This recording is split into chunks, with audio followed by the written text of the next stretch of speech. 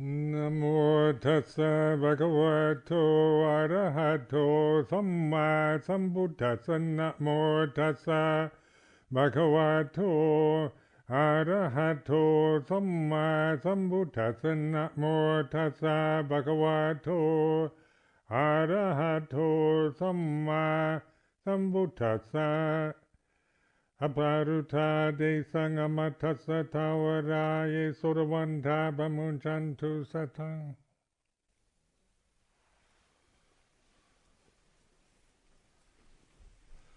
We have a request to dedicate this evening's reflection, hope it's worthy enough,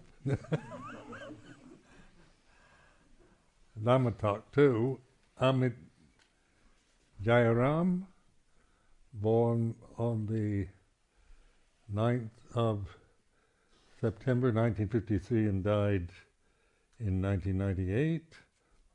Also to Manya and Ramya Lindsay, his family, who are traveling in India. May their journey be fruitful and lead them to the gates of the deathless.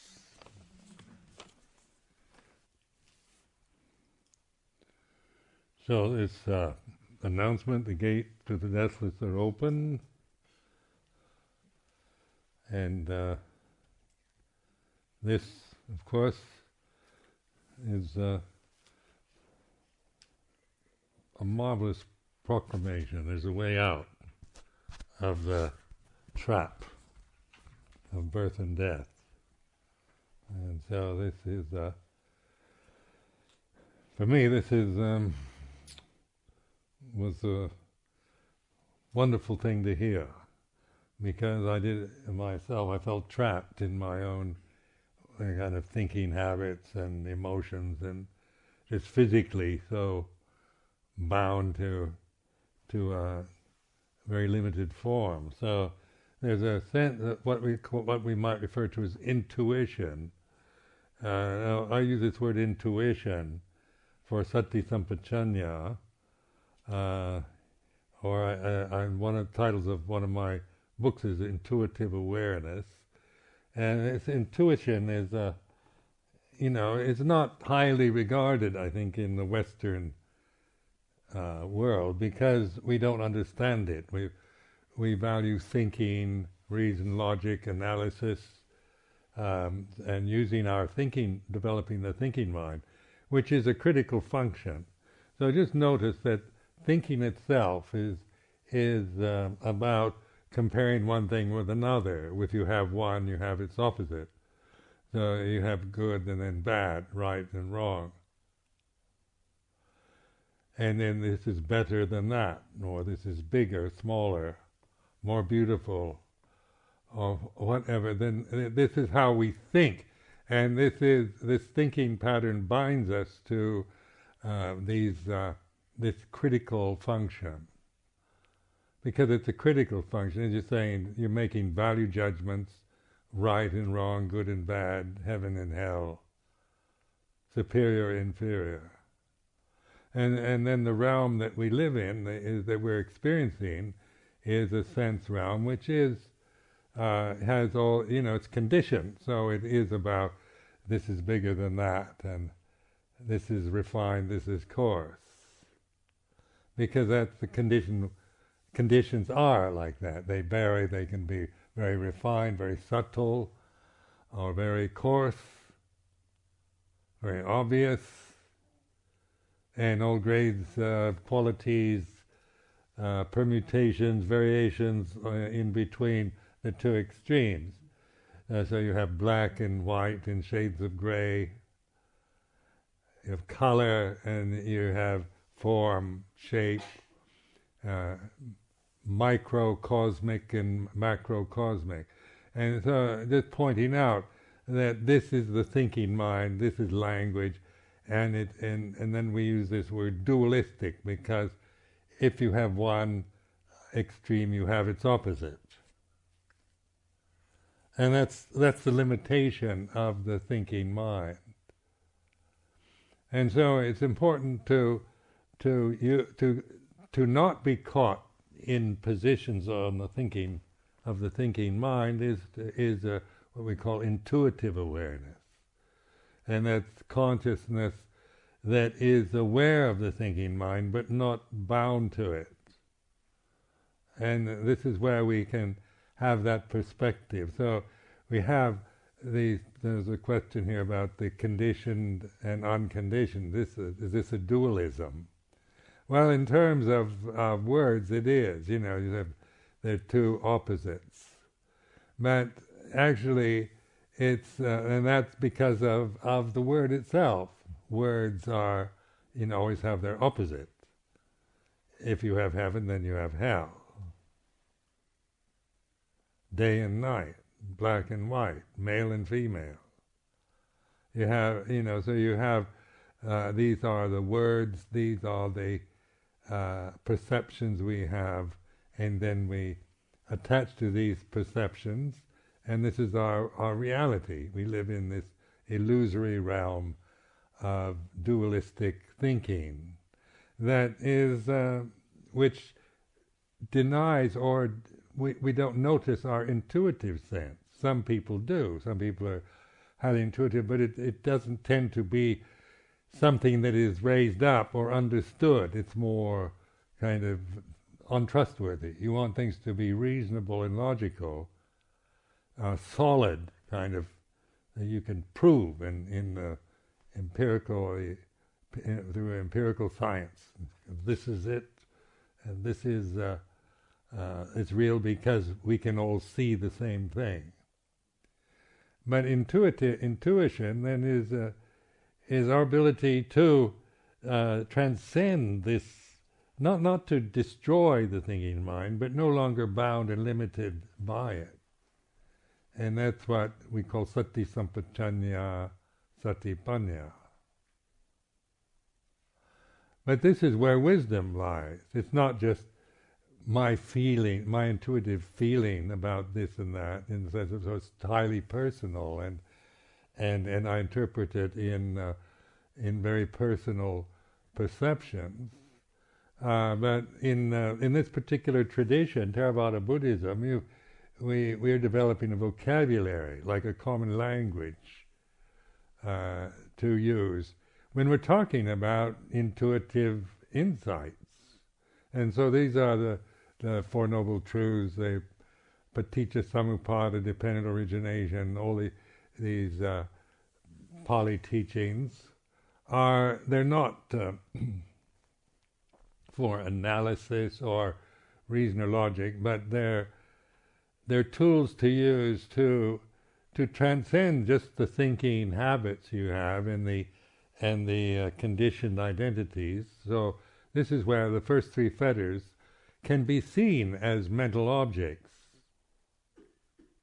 If we didn't have that, if that was impossible, then we would just be conditioned creatures. We would have no escape. There'd be no gate out of the trap of conditioning.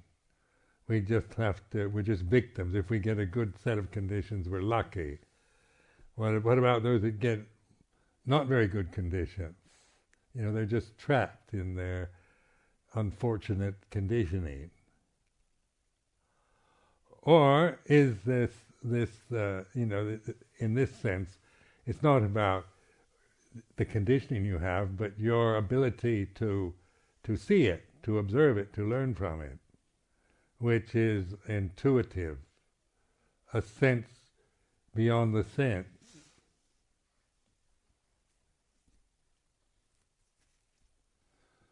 And so this is what in Pali is called sati sampajanya, sati panya.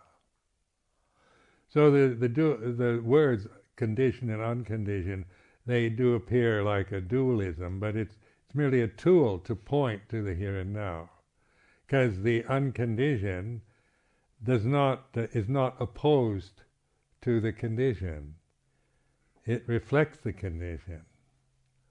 It's the unconditioned is pure subjectivity, and the condition is an object, a mental object or objects of the senses. So in this way, you're getting to what we call ekagata, or one-pointedness. One point that includes everything, rather than one point that excludes everything.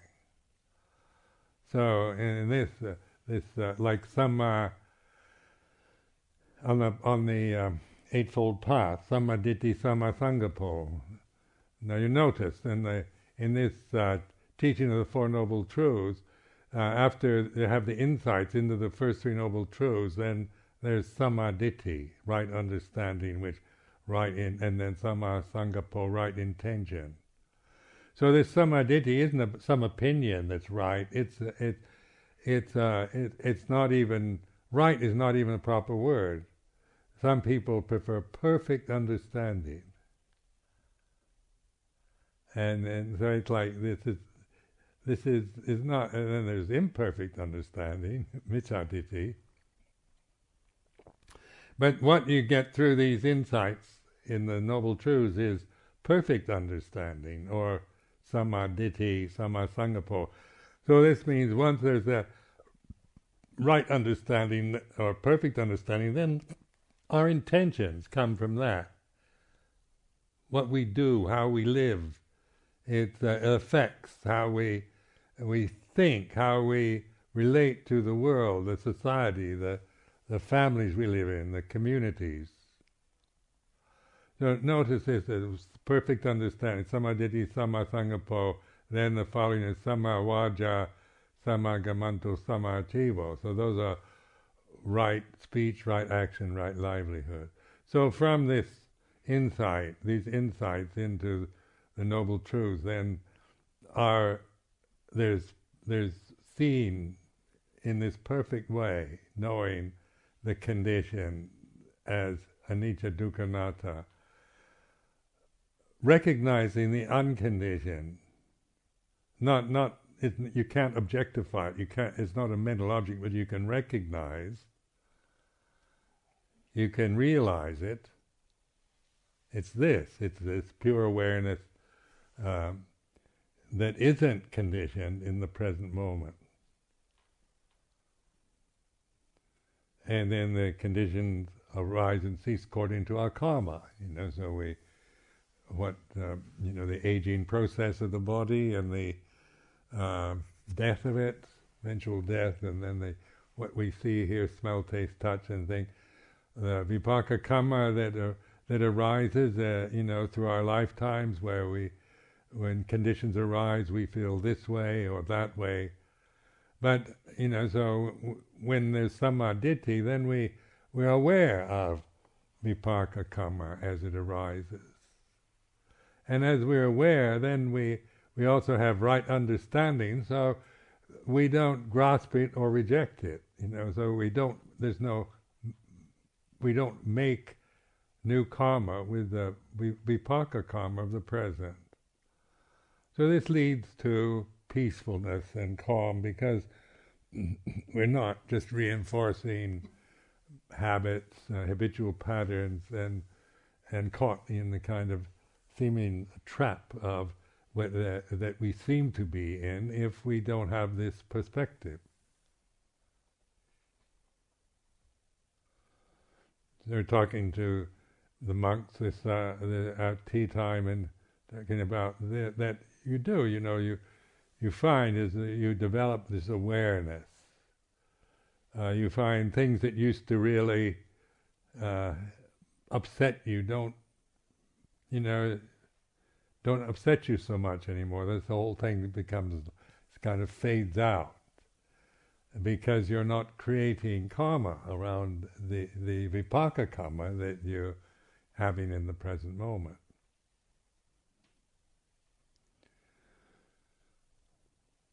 So this is beyond concept, because in conceptualizing things, then they have forms and shapes, their conditions, qualities. But the unconditioned has no shape, no form, no quality. It's not pretty or ugly, it's not right or wrong, it's not good or bad. It doesn't apply anymore. And so this is intuitive awareness, and wisdom, in which we can have perspective on the conditions that we're experiencing in the present. So then there's right action, right speech, right action, right livelihood. Then the last three folds of the Eightfold Path are right effort, samma vayama, samma sati, samma samadhi. Samma vayama is right effort, right mindfulness, and right concentration. This is we find this emotional balance, where all these three factors, the intellect, the body and its ability, its action and speech, and the emotional world are in perfect harmony. It's the Eightfold Path. And what it really amounts to is mindfulness in the present. It sounds eightfold, it sounds complicated. Eight sounds like you've got to get this and then this, get it right understanding, right intention. Is my right speech, is it in line with my, and then you start getting tangled up in Sakya Ditti again, and doubt. As soon as you try to figure out whether you have right speech, right action, right livelihood, then it's back to me and mine, and is my speech right, is my livelihood right? And this is going back into Sakya Ditti, self-view, Silabbata Paramasa, Vicikicca. So right understanding is you're no longer operating from guessing or speculating from the self-view about how right or wrong or true or false, or whether you're a stream enterer or an arahant or not.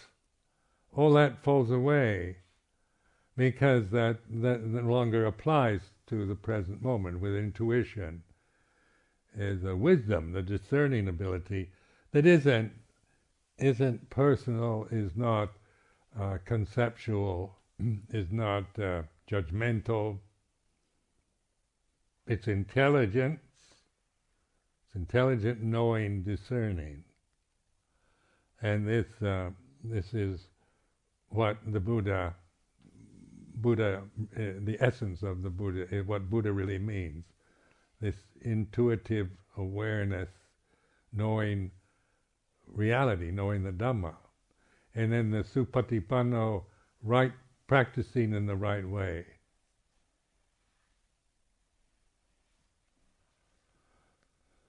So we use thinking, we use language, we use concepts, but we aren't being conditioned by them anymore. It's an agreed vocabulary. This is what I like about this tradition, because it is a very skillful tool, actually. Because otherwise we tend to try to explain maybe intuitive insights from from our own cultural conditioned way of thinking, or something you've acquired maybe from reading philosophy or esoteric literature or whatever. And so when people talk about their intuition, sometimes it comes across as a bit crazy. If you're not tuned into how Alice Bailey interprets experience, and then somebody talks like Alice Bailey, you don't quite get it, or you might think they're a bit daft. But in using these teachings in the Pali scripture, then it's an agreed way of talking, where we it's like having a common language, and we're talking not about me and myself and culture and all the worldly conditions. We're looking at the nature of existence, of the real, of reality, ultimate reality, of what are the causes of suffering and the end of suffering.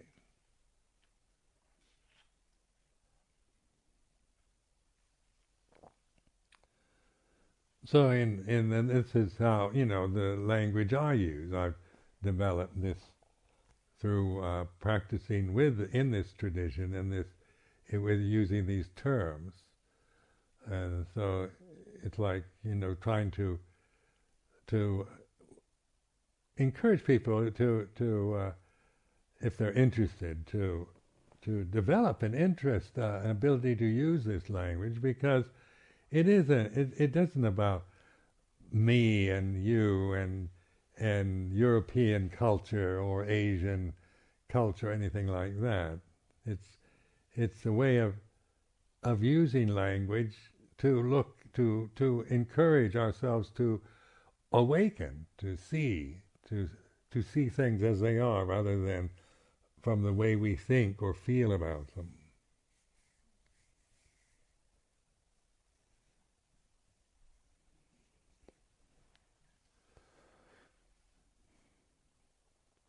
Then, as I pointed out some time before, the usual presentation of Buddhism is Sila, Samadhi, Panya.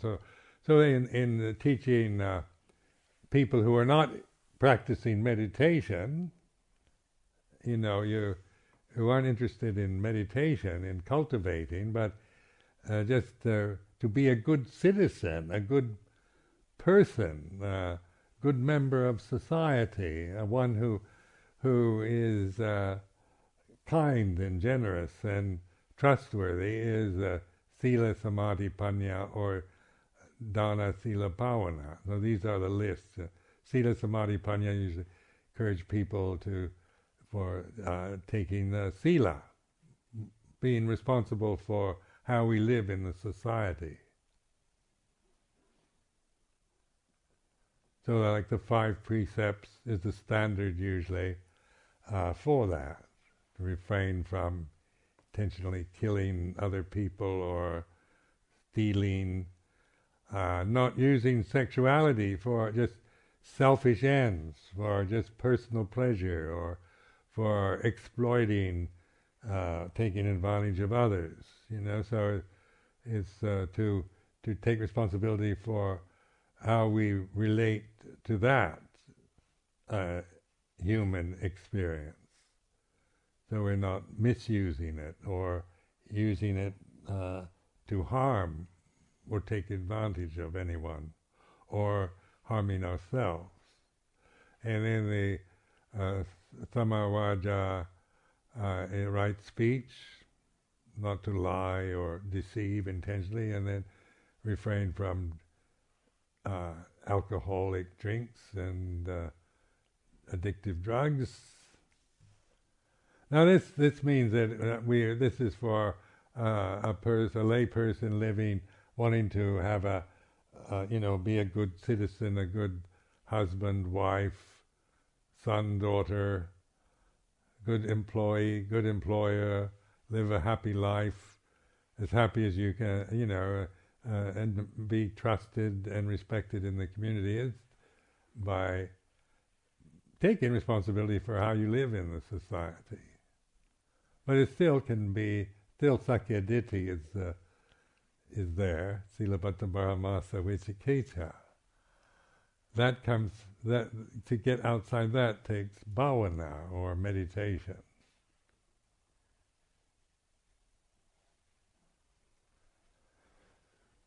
Then the Dana Sila Bhavana is be generous, not to just think of yourself, but share what you have with others. Generosity, sila, and meditation. So just bringing into consciousness these are ways of talking about living in a society. We live in this society here in order to not take advantage of it, misuse it, deceive it, abuse the system. How we live in the UK is like sila, is to be responsible for how we live here, so that we're not being divisive, disrupting energy and force in the society. We become trusted, and we relate to our families, our communities in a way that is honorable and praiseworthy. So we live a happier life than if we just what do I get out of this, and how can I use the system for my own benefits? And then you'll find the amount of happiness you have in this life is diminished considerably. And then you usually hate it so much by others you have to stay drunk most of the time, or take cocaine, or, have guard dogs and burglar alarms, bodyguards around you.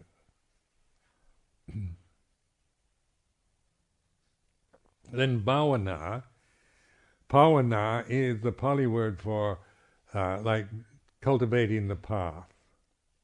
So like samatha meditation, just to get samadhi, refined conscious states, there's still Sakya Ditti, Silabbata Paramasa Vicikicca are influencing that.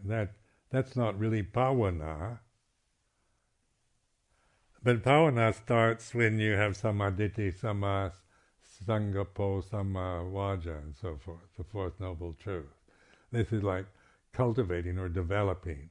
So the insight into the Fourth Noble Truth is this must be developed, and then the last insight, the 12th insight, which means arahant, this path has been developed.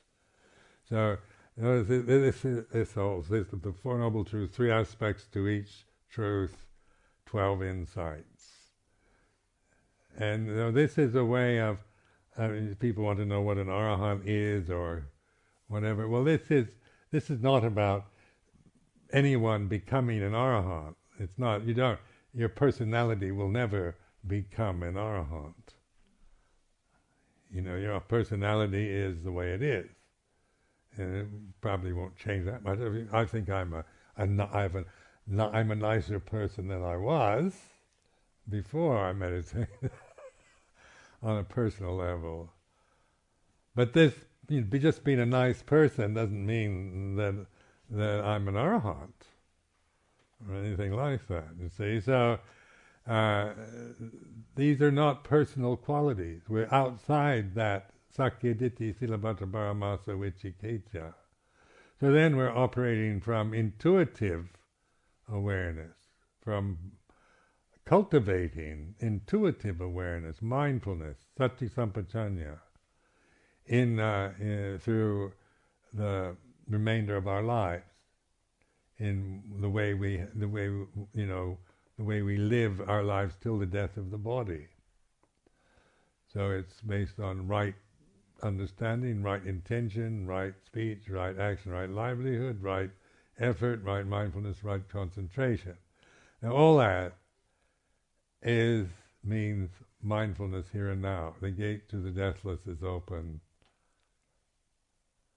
So you see, you're taking like this, what sounds complicated, Eightfold Path.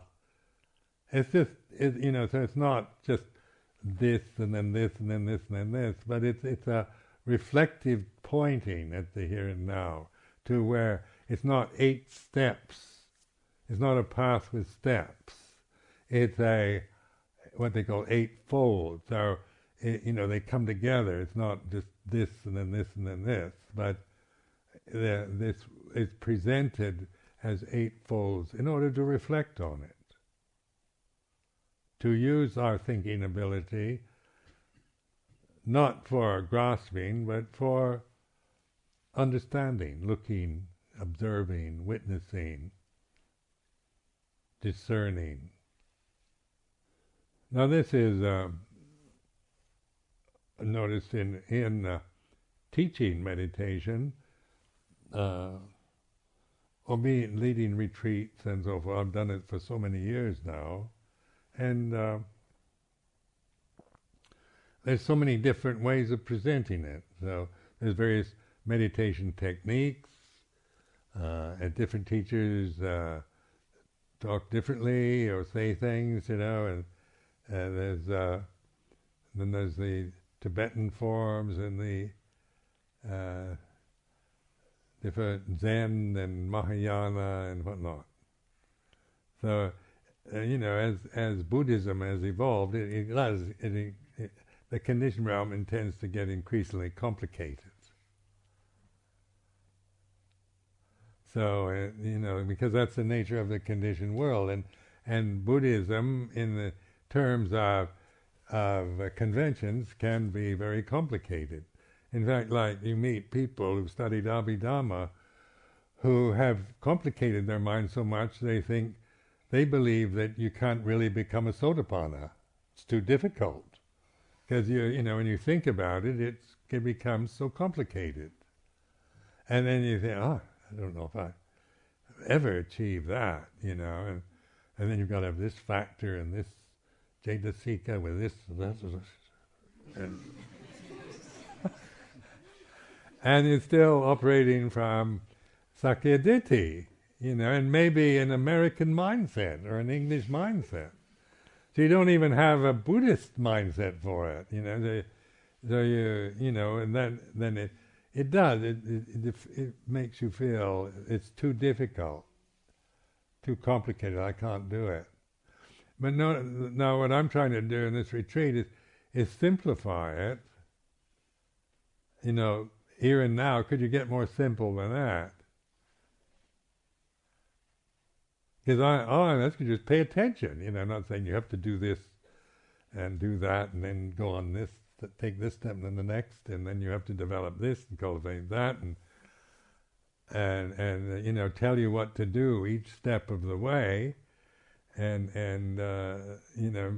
because then what that tends to do is reinforce the sense of you're somebody who is at this level or this stage on this, and you're developing this first and then this and then this. And Sakyaditi, it maybe not be recognized. Because I remember in Bangkok in the early days, before I ordained, I lived in Bangkok for 6 months teaching English at the Thammasat University, big university in Bangkok. And I was practicing meditation, and I'd meet expatriates, Westerners who were studying Buddhism in Bangkok. So you go to the World Fellowship of Buddhists and you meet people, other Americans or Europeans, Australians who were interested in Buddhism, and then they would learn various techniques, and they say, we're at this stage of our development, and I remember starting out with one of these techniques where you go from one stage to the next, and then I met one Western man who developed up to the 4th stage, and he, no matter how hard he tried, he couldn't make the 5th one, he told me.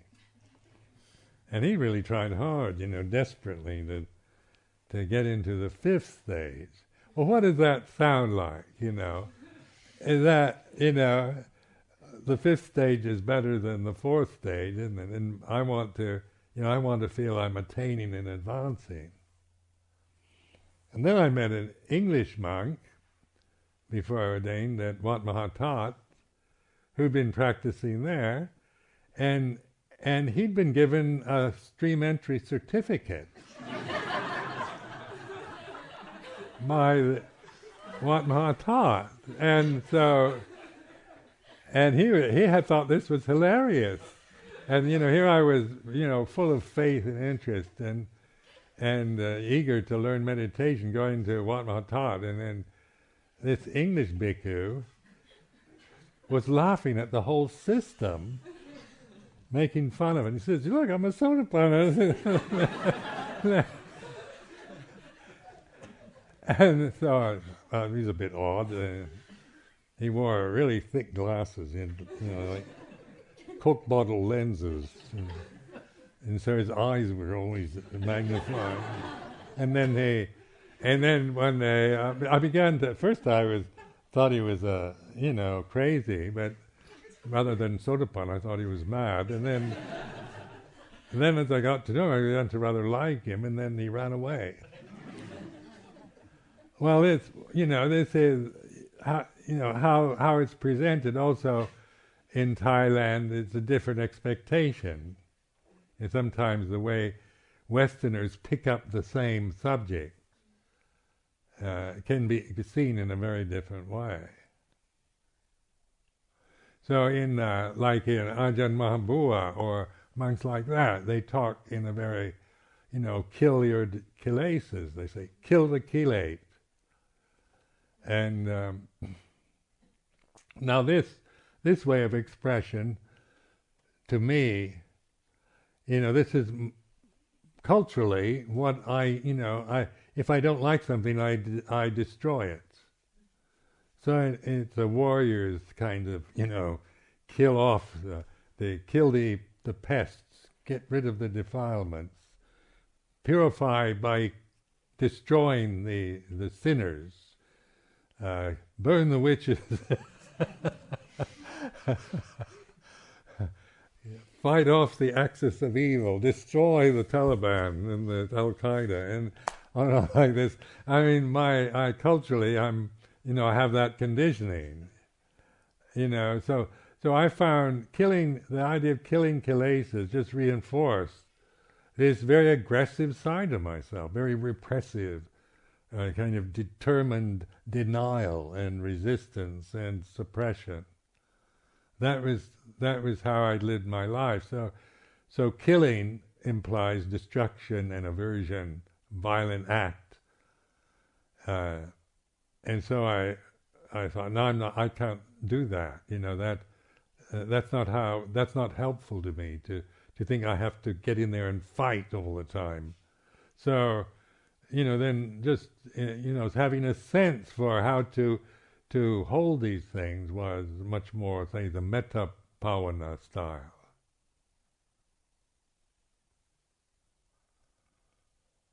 I had to learn how to accept, before I could really understand my kilesas or defilements.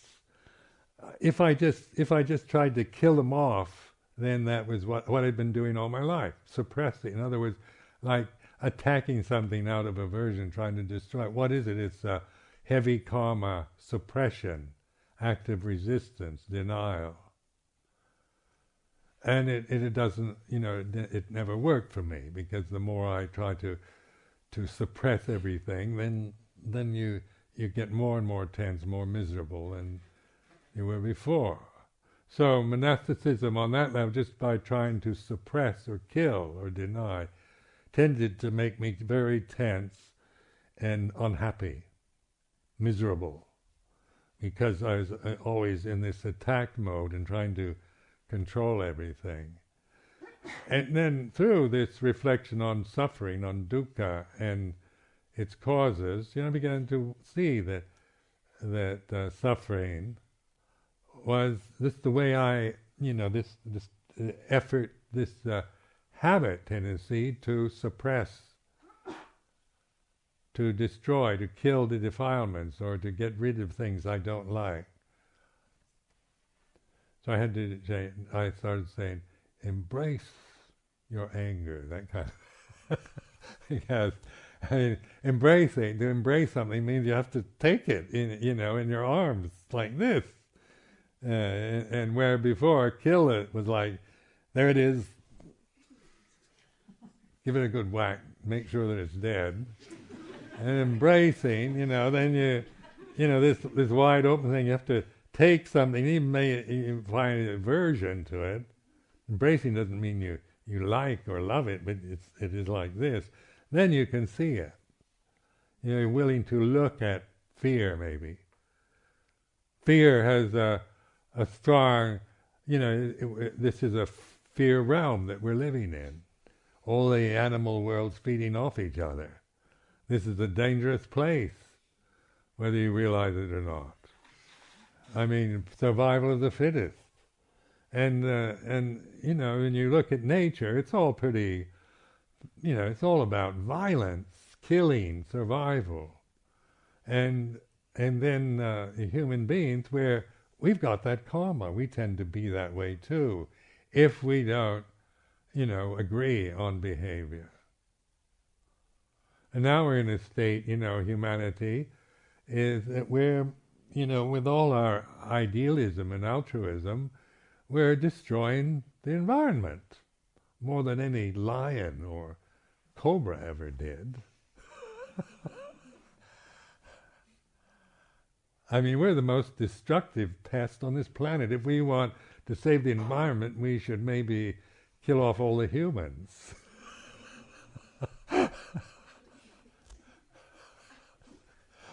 Because we're the biggest destroyer of nature and polluter. But that's forbidden by the first precept, isn't it? You see the importance of that one. But it is worth considering. You know what? You know, we are so conceited. The human beings, one of our big problems is conceit. We think we're so superior to the animal world, and that we can just use them as we will. You know, they're our playthings. They're for us to eat and to use. So in this reflective mode, you know, like the monastic forms are all about respecting life. We're not allowed to even kill mosquitoes or flies, you know. So this develops a sense of respect for life in its various forms, even in the ones that we regard as pests, like mosquitoes and flies, insects. But as a Buddhist monk, it does have this sense of learning how to live with other creatures that before you would just destroy because you considered them pests. And this takes patience and discernment. You know, rather than just striking out at mosquitoes because they bring diseases and they're nasty little creatures and irritating in every way, and it would be better if God had never created mosquitoes. You know, I used to think if I were God, I would never have created mosquitoes.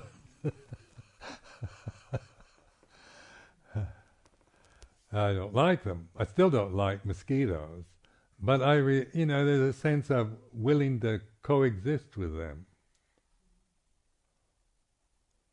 Because of respect for life, and this comes through reflection, not through fear and whatnot. You know, just fear of bad karma, but also respecting the right to live of other creatures, because they have their own karma to learn from.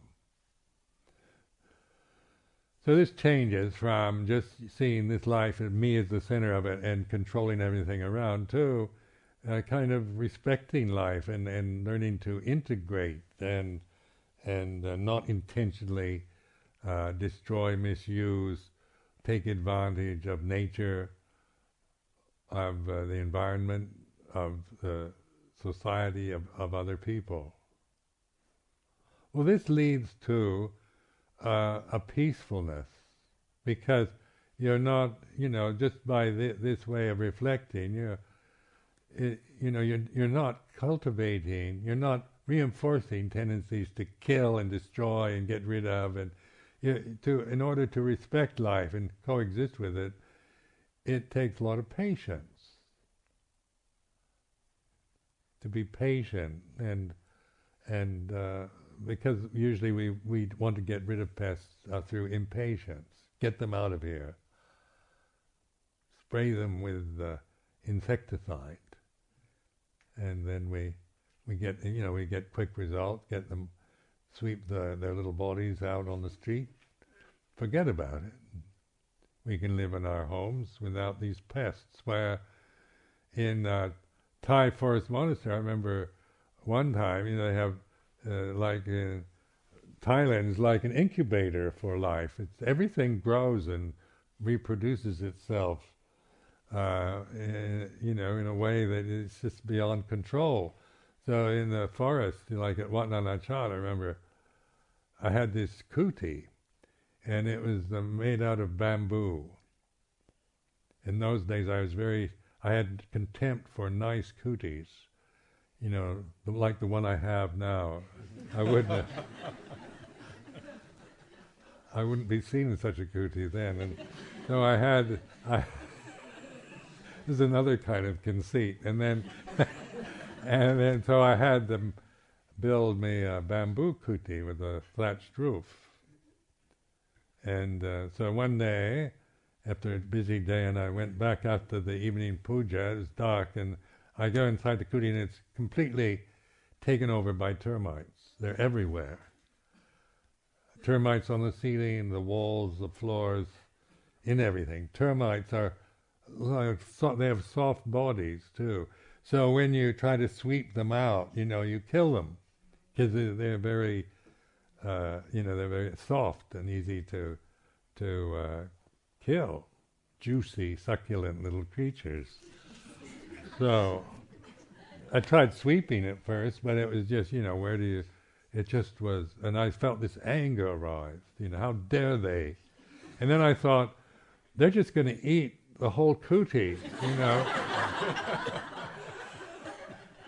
And so my mind went into the worst possible result, They're taking over brought up a very strong sense of self, my kuti, and they shouldn't be in it, and they're going to, I always think of termites as eating everything, so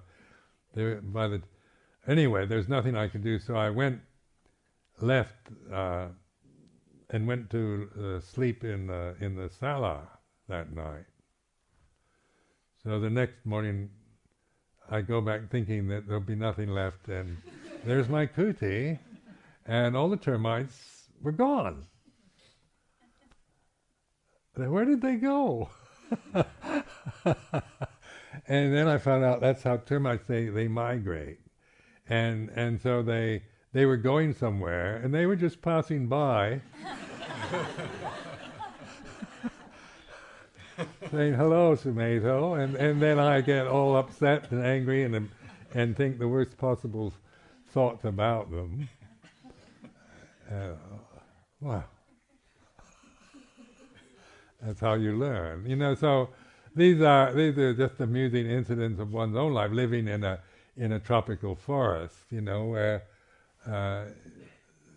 you have to deal with different kinds of ants and reptiles and so forth. But it's all right, I didn't find any of that really difficult.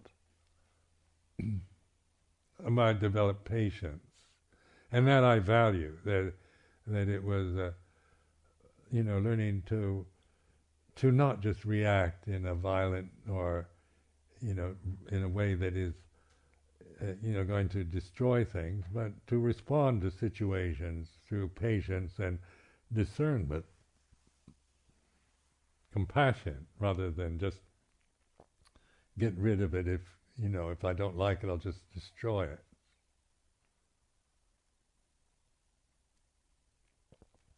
So mindfulness, then, when I talk about mindfulness, it embraces everything. And I was reflecting in the interviews this afternoon. It means like you're allowing something to be what it is. It's not matter whether you like it or don't like it. And so at this moment, whatever is here in consciousness, whether it's beautiful or ugly, right or wrong, good or bad, it belongs here. Now on a personal level, I can think, what belongs here is only the good things. The bad things get out of here. So I want only the good things and none of the bad. This is the dualism of personality, of preference, of picking and choosing, liking and disliking. But mindfulness means it includes everything, the devil, the angel, God and Satan, good, bad, right, wrong. By the very fact that because, the unconditioned mindfulness embraces all the conditions.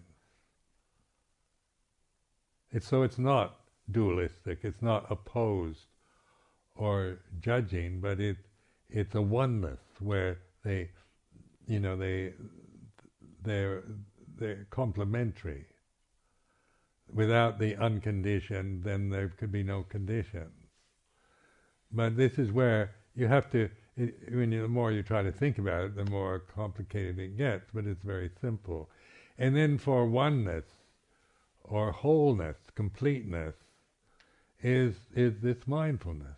Because through this mindfulness, all the discrimination and dualisms of having a separate form and identifying with conditions, we stop doing that, and then there's this expansive conscious awareness and wisdom that's universal rather than personal. So in these terms of stream enterer, once returner, non-returner, and arahant, these are not about personal attainments. It's all about relinquishing. And arahant is a human being who has no longer any attachments to anything.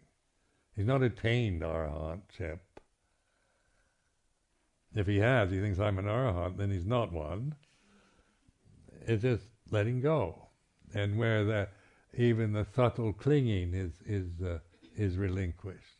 So it's like a total letting go, a total relinquishment with no strings attached. Well, that sounds rather nice, but that's not. That's where we need to really see what attachment is, because there's a lot of attachments that we don't even know we have, assumptions and so forth that we might be holding on to that aren't particularly apparent. And then if we have the idea of wanting to become an arahant, then we can mislead ourselves by trying to act like a saint or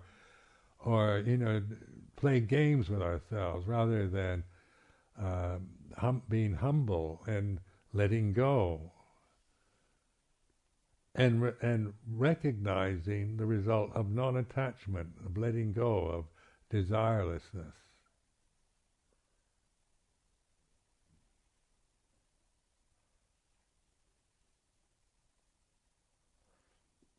So an arahant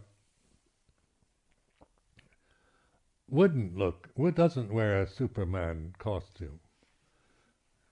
Probably you wouldn't even know. Just look like an ordinary person.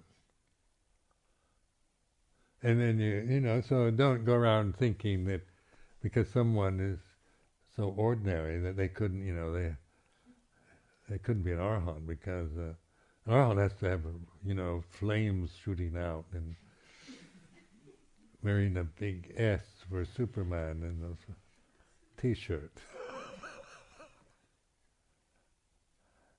You see what I mean? These are dangerous terms, because the way we grasp the teachings can reinforce the delusions and sakkaya ditthi. That's why I keep repeating it, to know what sakkaya ditthi is. Not a criticism of it, but to recognize it. So like conceited attitudes that might arise in my mind, or good qualities or unwholesome ones or whatever, is seen, recognized. It's not judged. And this I found quite difficult, because my tendency, especially certain unwholesome or unskillful mental states, I personally don't like when they arise. So there's been a whole lifetime of wanting to destroy them. And so this is where this patience, willing to allow even the nastiest, meanest, most selfish feeling to be what it is. And if such things arise, then you're seeing them. They are what they are. Their condition arising and ceasing. And then therefore to say it, this is bad or immature or stupid or evil, then you're making it more than what it is. You see how when we label it, with a quality, then it becomes more than that. But in the immediacy of the present moment, whatever arises, with this awareness, intuitive awareness, we recognize it. We know it's a condition. It has its effect, but we're no longer even judging it or labeling it in any judgmental way as good, bad, right, or wrong. It is what it is. So this way of talking, it is what it is just a reminder, just to let it be what it is. It's not up to me to say it's to make anything out of it. Just allow it, and it will cease on its own. So then this is, instead of killing it, it kills itself. Its nature's to cease. And then it's not self. It is, even though it says it's your problem, your bad karma, your evil self. Don't believe it. It can say all kinds of things, but don't. Your relationship to it is knowing rather than judging. Now, this judgment is a very strong tendency, that I find in myself, to make these value judgments. So, in order to allow something to be what it is, it takes patience and willingness to hold something that is ugly and nasty, maybe for you, that you don't like, or brings up these kind of emotions, and you allow them to manifest in consciousness. And patiently allowing them to be what they are, then you also can be aware of their cessation.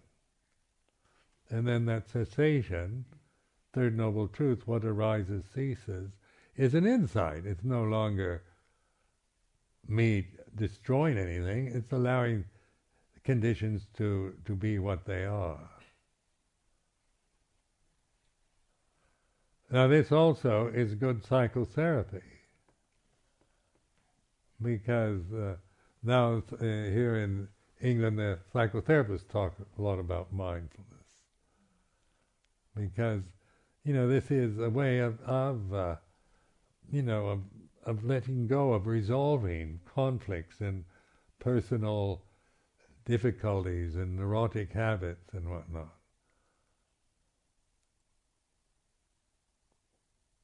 So just just in terms of how to let, like,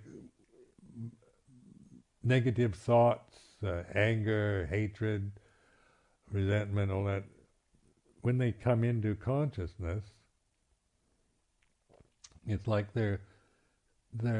it's like the door. They go through consciousness and then they go away.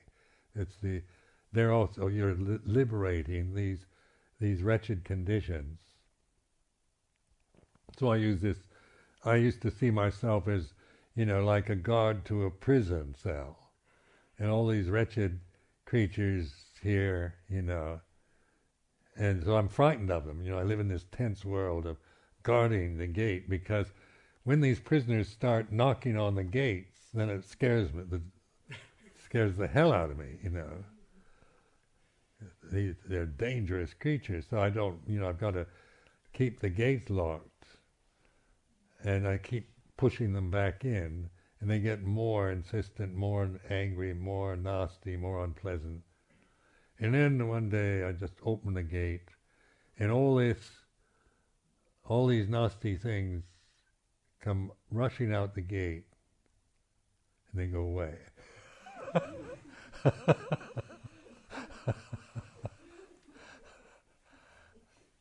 So,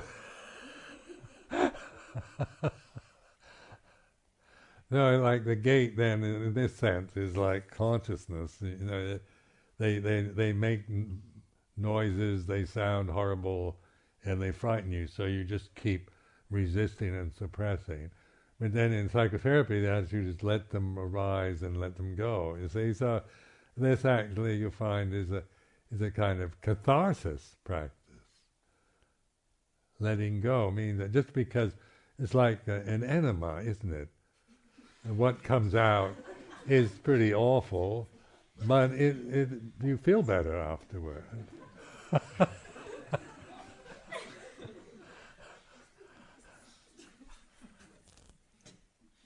So don't feel, sometimes with meditation people get very frightened by these, when this happens, because maybe they're not expecting to get tranquil, and then suddenly all these angry thoughts and fears start coming into consciousness, and then they think they're doing something wrong. They say, "Oh, Ajahn Sumedho, what am I doing wrong? I sit there and all I feel is anger all the time, and I should be practicing. I try to practice metta, but all I feel is I'm feeling more and more angry. What am I doing wrong?" They say, "Well, just, maybe you're doing something right for a change." But, don't act on it. Just be patient so that these wretched creatures can be liberated from you.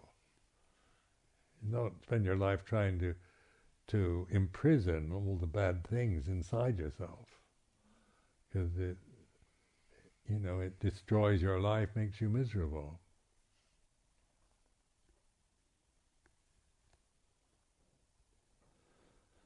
So I offer this as a reflection.